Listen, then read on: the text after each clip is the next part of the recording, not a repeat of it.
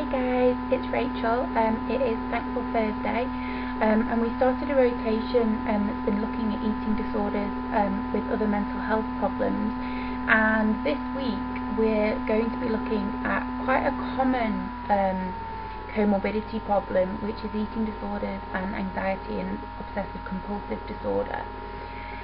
Anxiety and obsessive compulsive disorder are quite common amongst people with eating disorders, and I think there are a number of different reasons for that, and obviously a lot of my reasons are going to come from personal experience, but also experience working with a lot of other people with eating disorders.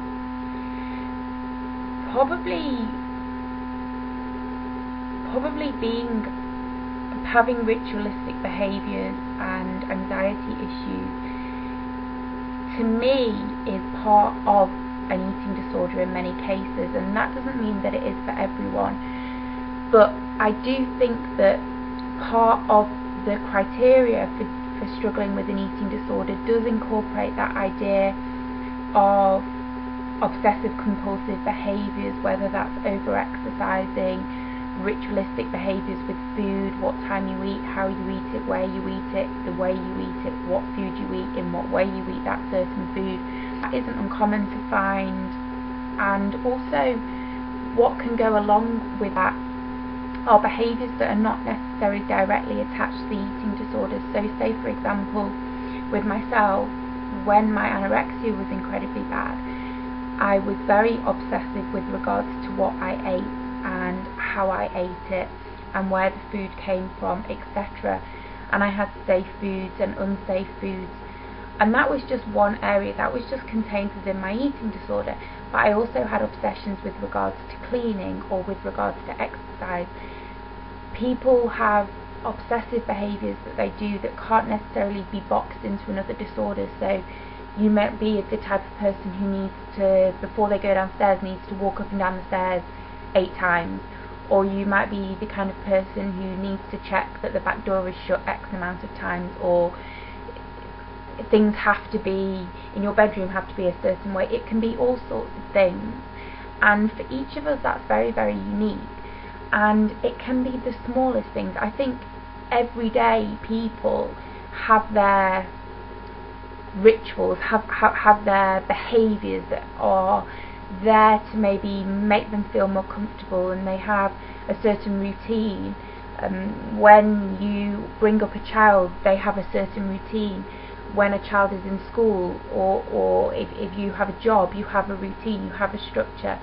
And I guess that it's picking that apart and seeing when that is within a normal framework, when that is something that doesn't occupy your every thought and is there with you all day, every day, that it's actually something that is just part of your day-to-day life. And I mean, there's a lot of people out there who struggle to go on holiday, for example. I mean, my mum is in a routine with her job. She teaches, and when she goes on holiday or she has half term, it's kind of like it feels a bit odd for those first few days. And I know that a lot of people have that issue when they maybe go on holiday, that those first few days it feels kind of odd to not have that same structure.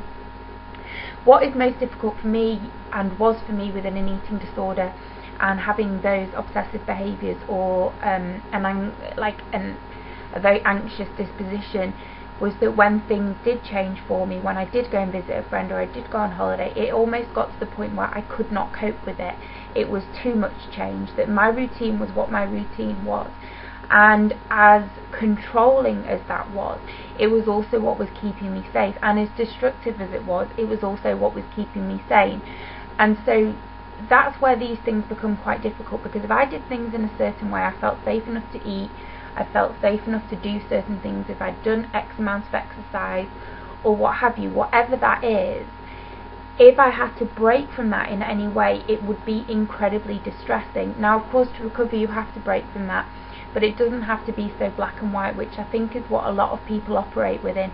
So in their home environment, they have all these rituals, all these behaviours, these compulsions, and then they maybe go away for a weekend and they have none of that, and they almost detach themselves from their circumstances at home and their rituals at home. I did it when I was really poorly. I went to New York for like 4 days and was normal, and compared to how I'd been living at home, and I went straight back to it as soon as I got back home.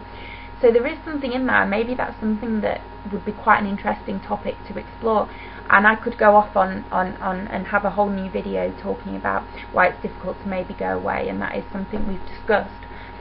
My personal opinion with regards to anxiety and obsessive compulsive disorder is that while a person is actively eating disorders or even in recovery, I don't think any other particular diagnosis should be made, and I feel quite strongly about that, and I know that I'm not alone in that. I do feel that when a person is in an eating disorder in early days of recovery from one, that it would be possible to diagnose somebody with a lot of other problems. I was diagnosed with borderline personality disorder, major depressive disorder. I was told I had anxiety disorders, I had obsessive compulsive disorder, various personality disorders. And obviously the obvious was my anorexia. And what happened is that when I recovered from that, and me recovering from my anorexia, which I do feel is for other people as well, that I had to deal with my perfectionism. And I work hard now, believe me, I work hard, and I do put expectations on myself, but I'm not the perfectionist that I once was. And maybe any perfectionist will say I'm not a perfectionist, because when you really are a perfectionist, nothing is ever perfect. But I have had to work on that because it put so many restraints on my life. So even though I'd worked through my eating disorder issues, a lot of the mindset, a lot of the psychological issues were still there, and they were there quite strongly. And it was only as I recovered and I dealt with things in therapy that those things slipped away. I think that obsessive compulsive disorder, anxiety disorders can be separate from an eating disorder. They can maybe be there before you develop the eating disorder, they can be there as a result of the eating disorder, they can still be there when you recover from your eating disorder. But what I will say is about anxiety disorders, obsessive compulsive disorders, is that you don't actually really know whether you're struggling with that if you are still holding on to parts of your eating disorder. So if you are still eating in a ritualistic way, if you are not challenging the ways in which you eat food, the times that you eat food, initially in recovery, and this is what a lot of people find difficult in hospital, is you do eat at certain times, you have your snack at certain times, and you eat X amount, and you're on X amount of calories. That can actually be more destructive.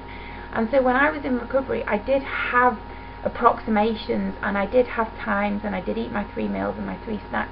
But what you've got to be very careful is that that doesn't feed into a person's obsessive traits even more, because then what happens is that you are recovering, your weight might be restoring, you might be getting the right amount of intake, but the way in which you're doing that is still very disordered because it's very contained within obsessive behaviours, compulsive behaviours. I do believe that what is wrong with me or has been behind all of this could only be discovered once I recovered, and I mean fully recovered from my eating disorder. I also mean finding the right medication for myself. That was my recovery, and spending pretty much 6 solid years in therapy, dealing with the abuse, dealing with what had gone on for me, dealing with my the personality traits that come with an eating disorder, the obsessions, the compulsions, the perfectionism, this need to constantly achieve and achieve and achieve. And I now actually live a pretty normal life, and getting the perfect grade isn't the end of the world. And yes, I want to achieve, and yes, I want to do well, but not to the extent that my health suffers. But not only that, the extent to which my life is put on hold.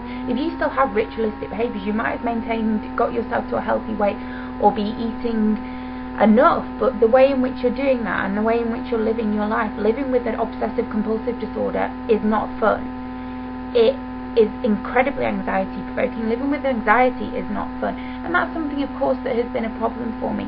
But what has come out of all of this and with my recovery is that I do have some sort of mood disorder, bipolar disorder, something along those lines.